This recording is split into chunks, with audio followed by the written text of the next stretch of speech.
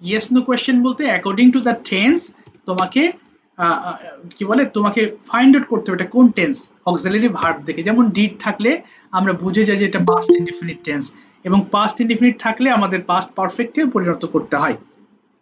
তবে এখানে দেখো, she told me did you go to school, এই অংশটুকু প্রশ্ন আছে, কিন্তু আমাদের শর্ত চেঞ্জ করার সময় আর প্রশ্ন রাখা যাবে না, সেটাকে সিম্পল একটা অ্যাসার্টিভ সেন্টেন্সে রূপান্তর করতে হবে। তাহলে দেখো শি আস্কড দিতে হবে এখানে, আস্কড মি, আস্ক না দিলে হবে না, টোল্ড রাখা যাবে না, কারণ সে তো জিজ্ঞেস করেছিল। শি আস্কড মি, তাহলে কি আছে এখানে ইফ দিবা, ডাব্লিউএইচ ওয়ার্ড না থাকলে ইফ দিব, আর ডাব্লিউএইচ ওয়ার্ড থাকলে আমরা ডাব্লিউএইচ ওয়ার্ডটা বসিয়ে দেবো। আমি দেখাচ্ছি, if I had gone to school, আমি স্কুলে গিয়েছিলাম কিনা, এটা সে জানতে চেয়েছিল। আচ্ছা বলো দেখি রায়ান, এখানে আই কেন হয়েছে বলো, তোমার এটা ভুল হয়েছিল সবগুলো, তোমার সেন্টেন্স তুমি টেন্স চেঞ্জ করেছো ঠিক আছে, কিন্তু এই জায়গাতে ভুল করেছো, আই কেন হয়েছে বলো দেখি রায়ান। রায়ান হ্যাঁ, এখানে আই কেন বলো তো বাবা, তুমি একটু দেখি বুঝতে পেরেছো কিনা তুমি, এখানে আই কেন দিয়েছি, এখানে ইউ দিতে পারতাম, কিন্তু আই কেন বলো তো। কারণ এখানে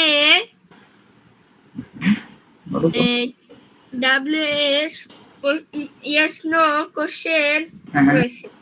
ইয়েস নো কোশ্চেনের জন্য না তো, মানে আই কেন দিয়েছে এটা আমি বলছি, সাবজেক্টটা কেন তোমার আই দিতে হলো, সাবজেক্ট তো ইউ আছে, এই দেখো এই অংশে তো ইউ আছে, কিন্তু আমি ইউ না দিয়ে আই কেন দিয়েছি, আমি এটা জিজ্ঞেস করছি তোমাকে কেন। আচ্ছা বুঝতে পারছো না তাই না, হাই হাই। নাফিসা বলো দেখি তুমি বুঝতে পেরেছো কিনা। স্যার কারণ এই কথাটা আমাকে বলছে তাই আমি আমার মতো করে বলেছি। ইয়েস, দেখো রায়ান সে তো আমাকে বলেছে, এই জন্য ইউটা আমি হয়ে গেছে বাবা। এই সেন্টেন্সটা মিলাবা, অর্থাৎ এই অংশটুকু দেখবা যে আসলে কে কাকে বলতেছে। দেখো শি টোল্ড মি, সে আমাকে বলেছিল, did you go to school, তুমি কি স্কুলে গিয়েছিলে, তাহলে সে কাকে বললো, আমাকে বলেছিল, তো আমাকে বলেছিল বলে ইউটা আই হয়ে গেছে। তুমি কি বুঝতে পারছো রায়ান। Yes sir. আচ্ছা দেখি আরেকটা সেন্টেন্স তুমি বুঝতে পারো কিনা, যেমন বললাম হি টোল্ড হিজ ফাদার, না his mother, comma what are you cooking. আচ্ছা তুমি বলো দেখি বাবা, প্রেজেন্ট কন্টিনিউয়াস থাকলে কোন টেন্সে পরিবর্তন করতে হবে রায়ান, মনে আছে কিনা। Past continuous. পাস্ট কন্টিনিউয়াস করতে হবে, তাহলে এটা কি হবে বলো, হি দিলাম, বলো দেখি হি আস্কড হিজ মাদার, তারপরে হোয়াট ওয়্যার, না, এই যে হোয়াট ওয়্যার আসবে না, হোয়াট এর পরে সাবজেক্ট আসবে, না তো প্রশ্ন হয়ে যাবে তোমার, সাবজেক্ট আনো, কি বলবো তাহলে, হোয়াট, হোয়াট এর পরে সাবজেক্ট, এই যে ইউ আছে, ইউটা কি হয়ে যাবে বলো তো। আই। না আই কেন হবে, এখানে আই না, দেখো উপরে তো মি ছিল বলে আই হয়েছে, বাট এখানে তো মি নাই।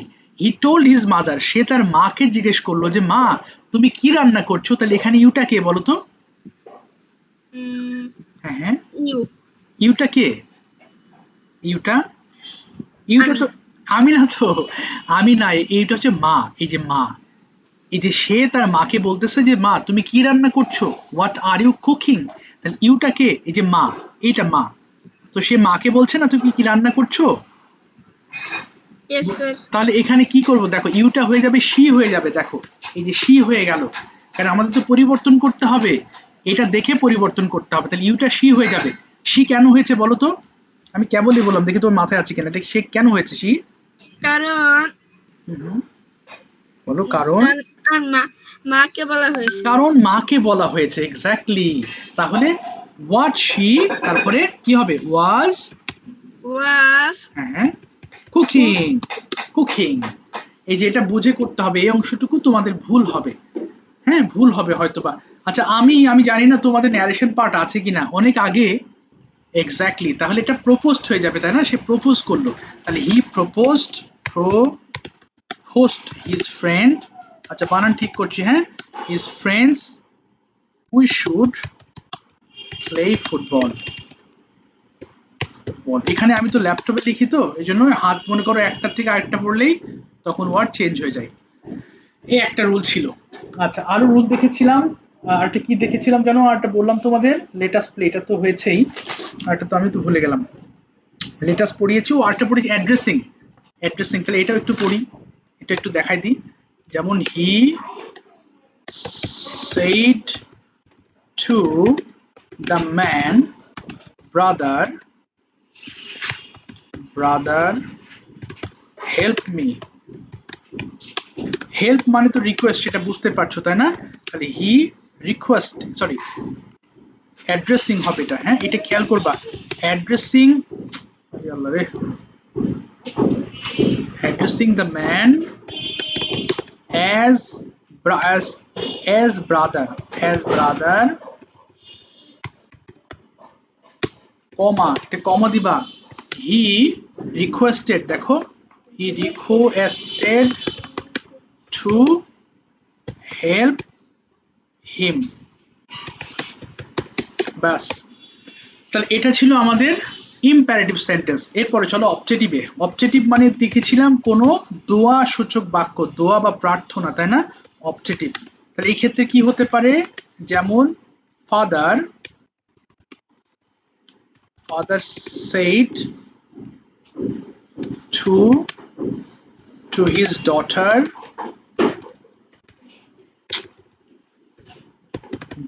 comma, may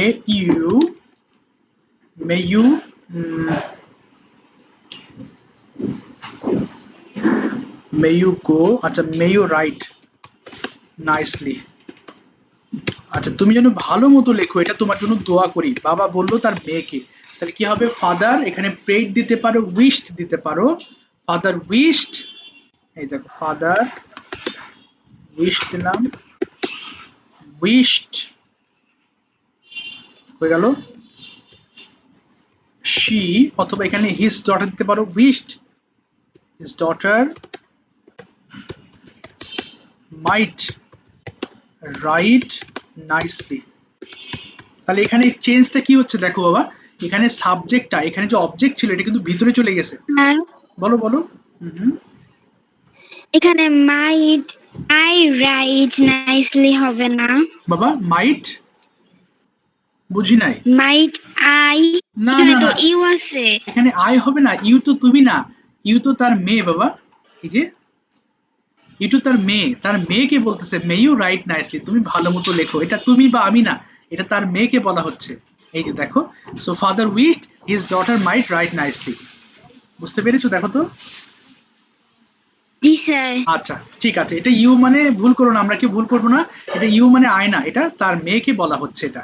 তাহলে এটা আমাদের চেঞ্জ হয়ে যাচ্ছে, শুধু মেয়েটা মাইট হয়ে যাবে, মাইটের পরে ভার্বের প্রেজেন্ট ফর্ম বসবে। আচ্ছা চলো আরেকটা দেখেছিলাম আমরা এক্সক্লেমেটরি, যদি আনন্দ হয় তাহলে এক্সক্লেইমড দিবা, বানানটা দেখো এক্সক্লেইমড, উইথ জয় দিতে পারো। যদি ওয়ান্ডার হয়, যদি একটা জিনিস দেখে খুব বেশি মানে হঠাৎ করে আটকে ওঠে, আরে বাপরে, সেই ক্ষেত্রে সেটাকে আমরা ওয়ান্ডার বলছি। তাহলে এক্সক্লেমড উইথ জয় অথবা ওয়ান্ডার দ্যাট চলে আসবে। আর দুঃখ হলে এক্সক্লেমড উইথ সরো দ্যাট হয়ে যাবে, এক্সক্লেমড উইথ সরো দ্যাট। আমরা এখন পরীক্ষার জন্য প্রস্তুতি নেব, কোনো প্রশ্ন থাকলে আমাকে করো, কারণ এতক্ষণ যেটা করেছো আমি একটু দেখতে চাই মিনওয়াইল যে আসলে বুঝতে পেরেছো কতটুকু। কোনো প্রশ্ন আছে কারোর? আমি ছোট ছোট বাক্য দিব, আমি জানি বড় বাক্য দিলেও তোমাদের কয়েকজন খুব ভালো পারবে, কিন্তু সবার কথা ভেবে আমি ছোট বাক্য দিচ্ছি, যাতে তোমরা আসলে প্রপারলি ইউজ করতে পারছো কিনা বা টেন্স গুলো চেঞ্জ করতে পারছো কিনা সেটা আমি দেখতে চাচ্ছি। তোমাদের কোনো প্রশ্ন আছে বাবা? Have you any questions up to this? Tension নাই, ভুল গেলে আমরা আরো শিখবো। আচ্ছা, তাহলে প্রথমে আমি যে কথা বলেছিলাম আগে দেখবা। হ্যাঁ বলো। স্যার আমাকে একটু ইম্পারেটিভ একটু শেখাবেন? হ্যাঁ ইম্পারেটিভ শেখাবো। ইম্পারেটিভ মানে কি বলেছি বলো তো? স্যার অবজেক্টিভটা একটু রিভাইজ করেন স্যার। হাই হাই, তাহলে এতক্ষণ কি করলাম? তোমরা কি মন দিয়ে শুনেছো তো নাকি? আমি তো দুইবার রিভাইজ দিলাম। স্যার তাহলে তো বুঝতে পারছো না, কোন জায়গায় বুঝছো না আমাকে এটা বলো আগে। ফাহিম, কোন অংশ বুঝছো না তুমি, এটা আগে বলো তো কি। তোমার অবজেক্টিভটা একটু স্যার বলতে এই যে অবজেক্টিভ, আচ্ছা অবজেক্টিভ মানে কি আমরা জানি দোয়া সূচক, তাই না? এই যে দোয়া, দোয়া হলে অবজেক্টিভ হবে। এখন দোয়া হলে তখন এখানে কি হবে দেখো, ফাদার, এখানে উইশ দিতে পারো অথবা প্রেড দিতে পারো। এই যে প্রেড, খেয়াল করো, প্রেড, তাই না? ফাদার উইশড অথবা প্রেড, এই পর্যন্ত একটা অংশ, অর্থাৎ বাবা দোয়া করলেন তার মেয়ে যেন পরীক্ষায় ভালো লেখে, বা his daughter might write nicely. আচ্ছা তুমি যেহেতু বোঝনি, তোমাকে আরেকটা দেই আমি, যেমন So she might write nicely হবে না? হ্যাঁ হ্যাঁ দিতে পারো, শি দিতে পারো, কিন্তু এখানে তো কোনো এক্সট্রা অবজেক্ট নাই, এই কারণে এখানে শির পরিবর্তে একবার এটা দিয়েছি যেন তুমি বোঝাতে পারো তুমি কাকে উদ্দেশ্য বলছো। বাট এখানে শি দিলেও কোনো অসুবিধা নেই, এখানে শি দিলে কোনো সমস্যা নেই। হ্যাঁ, কিন্তু সেখানে অবজেক্ট তো একটা আছে, মেয়ে আছে। আচ্ছা তুমি দেখি আরেকটা করো দেখি। আই, মনে করো তুমি বললাম I said to my sister,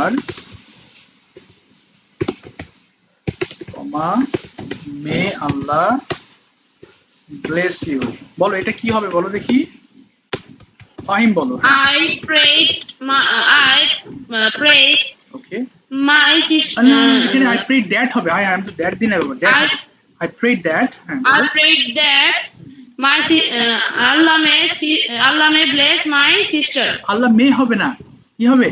Might. হ্যাঁ, তাহলে I said, sorry, I wished অথবা প্রেড দিয়েছো তাই না? আই প্রেড দ্যাট আল্লাহ মেয়ের বদলে মাইট হয়ে যাবে। হ্যাঁ, মাইট ব্লেস মাই সিস্টার। এটা কি বুঝতে পেরেছো?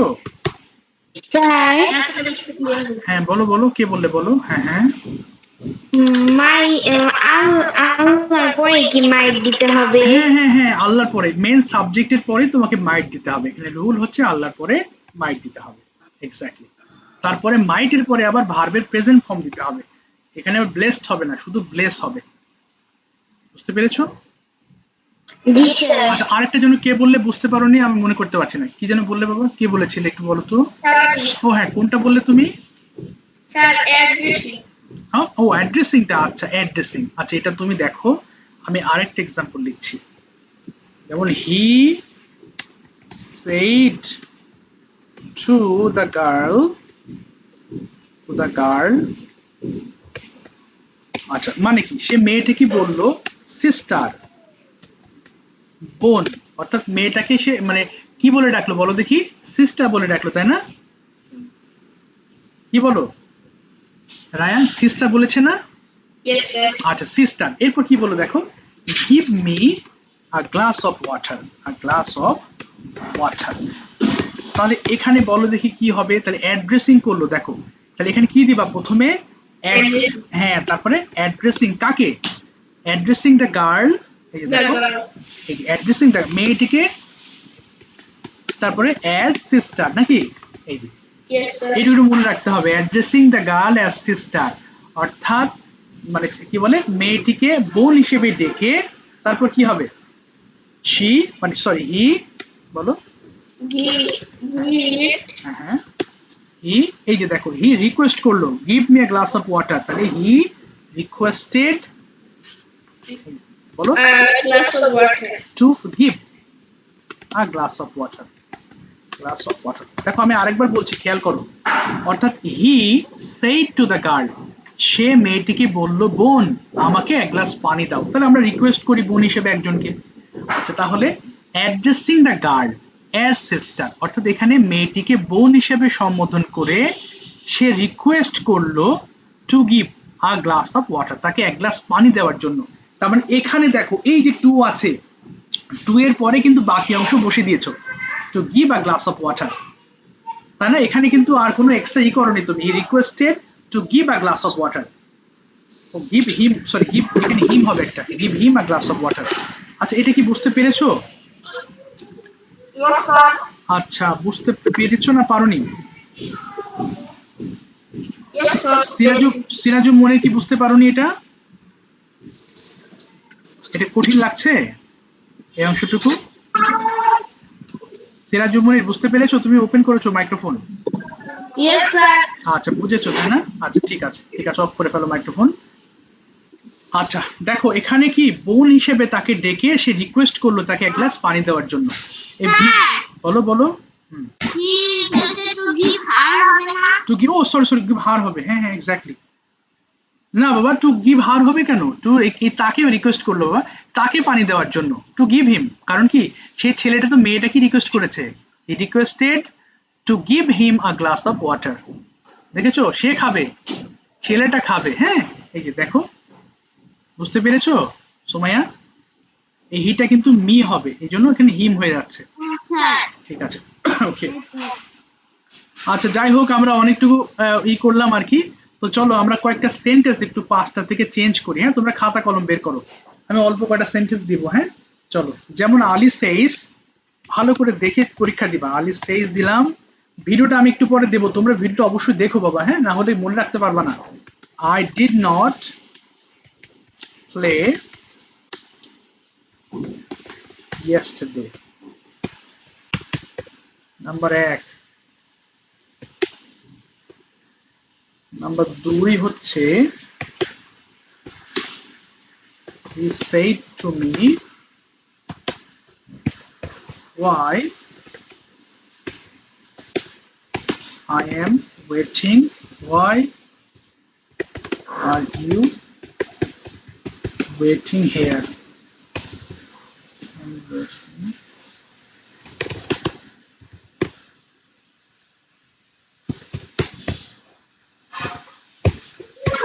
স্যার বলো প্রশ্ন সহ তুলবো না না না শুধু আনসার করো বাবা প্রশ্ন তুলো না ওকে স্যার আচ্ছা ঠিক আছে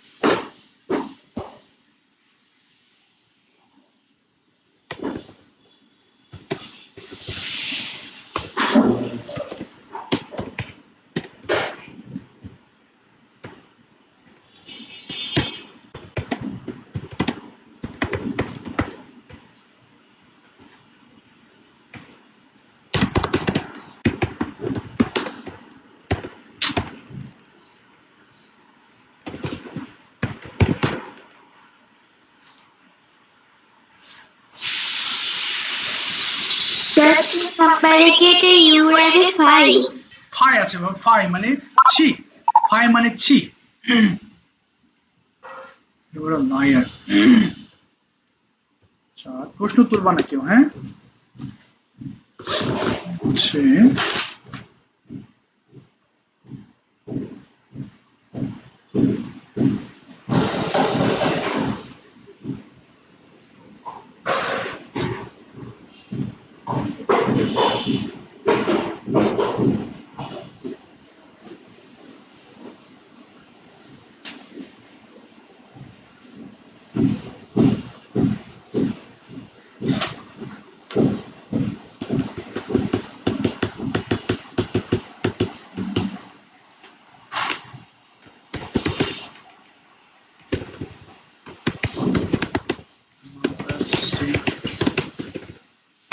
স্যার বলো ফাই হলে স্টুডেন্টের সাথে কি হবে এটা সরো বাবা দুঃখের সাথে বললো দুঃখের সাথে যে তুমি মিথ্যাবাদী সরো হবে বলো নেহাল হ্যাঁ বলো বলো বাবা স্যার 2 নাম্বারটা কি ইন্টারগেটিভ হবে এটা হ্যাঁ ওহো প্রশ্ন দেইনি হ্যাঁ বাবা ইন্টারোগেটিভ অফকোর্স ইন্টারোগেটিভ হবে right Mother said to his son, may you shine in life. Shine in life. 5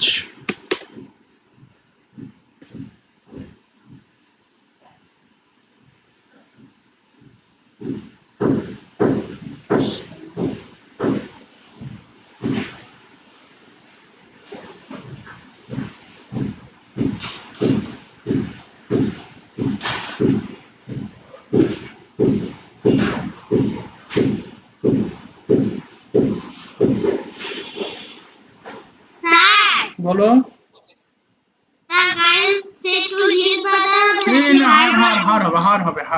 her brother ভালো বলেছো এটা ভুল গেলে আমাকে বলো ঠিক করে দিচ্ছি আচ্ছা সেইড একটা তো বুঝতে পারছি না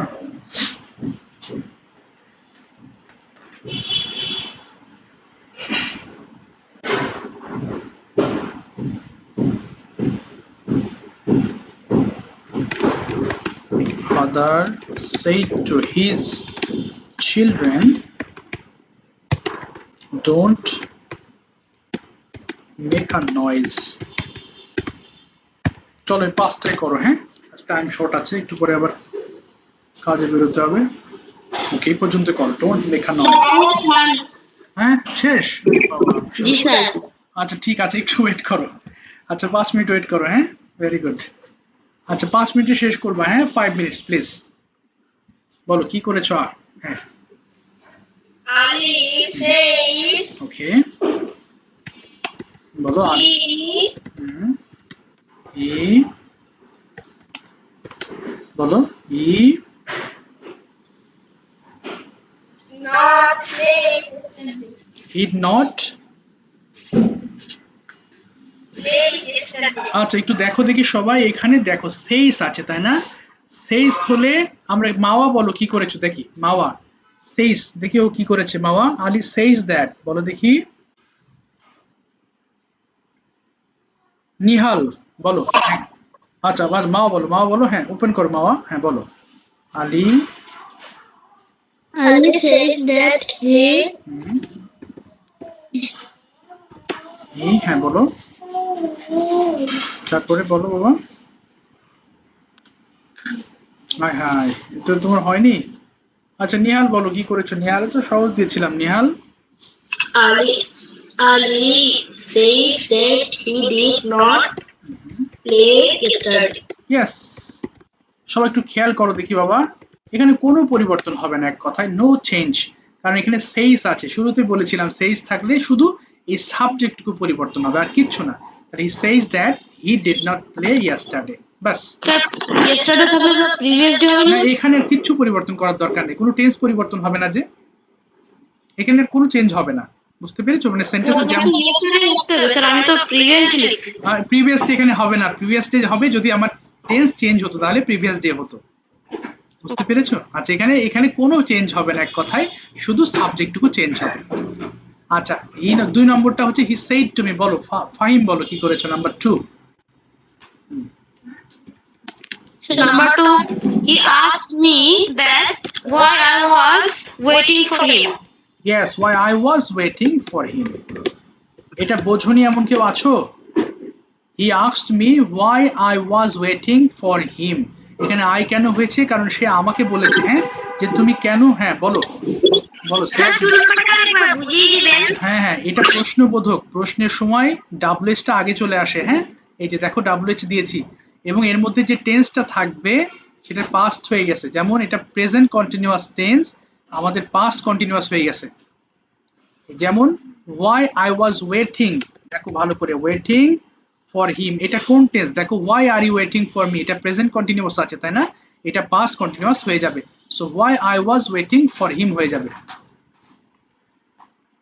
আচ্ছা দেখো আরেকবার, Sirajum Munir he asked me, তাহলে he asked me that why, ওয়াইটা বসিয়ে দিয়েছি, এবং এই অংশটুকু প্রেজেন্ট কন্টিনিউয়াস আছে, আমাদের পাস্ট কন্টিনিউয়াস হবে, কিন্তু প্রশ্ন হিসেবে না, আমাদের সিম্পল সিম্পল করার জন্য সাবজেক্ট আগে দিয়েছি, এরপরে ওয়াজ ভার্ব আইএনজি করেছি। হ্যাঁ বলো।